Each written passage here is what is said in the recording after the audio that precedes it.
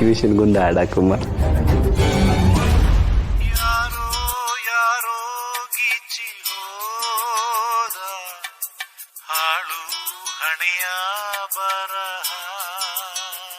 ಅಣ್ಣ ಹೆಂಗದೆ ಹಾಡು?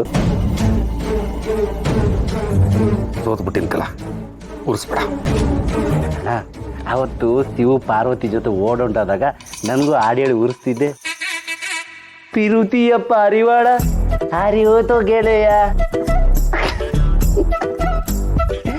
ನೋಡ್ದ, ಎಲ್ಲ ನಾಯಿಗೂ ಒಂದಿನ ಬರುತ್ತೆ, ಹಂಗೆ ನನಗೆ ಇವತ್ತು ಬಂದೈತೆ. ನನಗೆ ಬೈಯೋದ್ರೊಳಗೆ ನಿನಗೆ ನೀನು ನಾಯಿ ಅನ್ಕೋತಾ ಇದೆಯಲ್ಲ.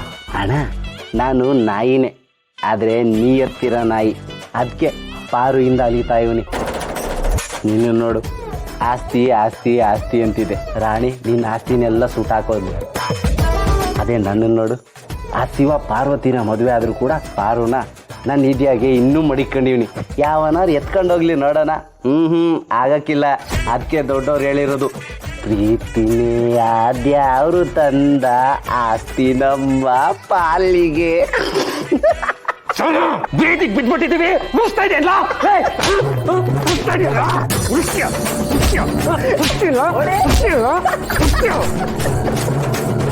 ಹೊಡಿ ಹೊಡಿ ಹೊಡಿ.